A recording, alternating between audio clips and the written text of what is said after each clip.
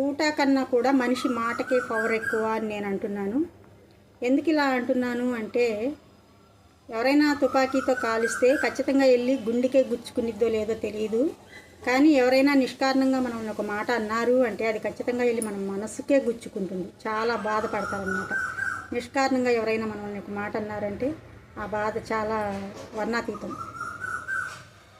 కొందరు ఉంటారు సంస్కారహీనులు. ఈ మాట అంటే ఏమనుకుంటారు, లేదంటే మనల్ని చెడుగా అనుకుంటారో ఏమనుకుంటారో అస్సలు ఏమీ ఆలోచించరు. మాట అన్నామే వదిలి ఊరుకుంటారనమాట. నోటి వెంట మాటేగా ఏముంది అన్నట్టుగా ఏదొస్తే అది నోటి వెంట ఏదొస్తే అది వదిలి ఊరుకుంటారనమాట. ఆ మాట వల్ల ఎదుటివారు ఎంత బాధపడతారు ఏమనుకుంటారు అని కూడా అస్సలు ఆలోచించరు అనమాట. మీకు అది తేలిగ్గానే అనిపించవచ్చు, కానీ మీ వల్ల ఒక మనిషి బాధపడ్డారు అంటే ఆ మనిషి బాధ మీకు మీ కుటుంబానికి ఉసిరే. ఎప్పటికైనా దేవుడు పనిష్మెంట్ ఇస్తాడు.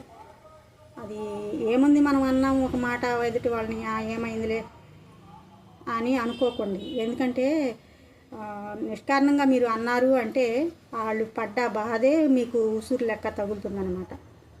అందరి గురించి కాదండి ఇది, కొందరు ఎవరో ఒకరు ఇద్దరు గురించే నేను అంటున్నాను, అందరి గురించి కాదు. సంస్కారహీనులు ఉంటారు కొందరు. ఈ మాట అంటే అవతల వాళ్ళు ఏమనుకుంటారో బాధపడతారేమో అని ఇవేవి వాళ్ళకి పట్టవు, ఆలోచించరన్నమాట. అనేసి ఊరుకుంటారు. మాట వల్ల మనకేంటి అని వదిలేసి ఊరుకుంటారనమాట.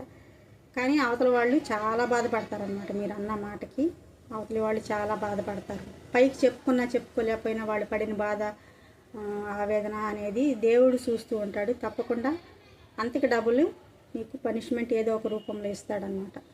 కాబట్టి మాట్లాడేటప్పుడు సంస్కారంగా మాట్లాడటం నేర్చుకోవాలి. మనం ఒక మాట ఎదుటి వారితో మాట్లాడాము అంటే శత్రువు అయినా సరే మనకు చేతులు ఎత్తి మొక్కేలా ఉండాలి. అలా ఉండాలి మన మాట, సంస్కారవంతంగా ఉండాలి. మనం మాట్లాడితే ఎదుటి వారు మన శత్రువు అయినా సరే మనకు చేతులు ఎత్తి మొక్కేలా ఉండాలి.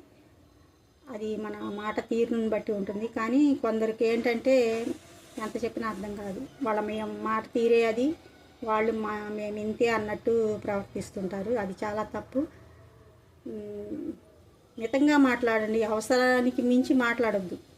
మితంగా మాట్లాడండి, అవసరం కొద్దీ మాట్లాడండి, సంస్కారవంతంగా మాట్లాడండి. ఎదుటి వారి దగ్గర మీకు ఒక మంచి గుర్తింపు వస్తుంది తప్పకుండా.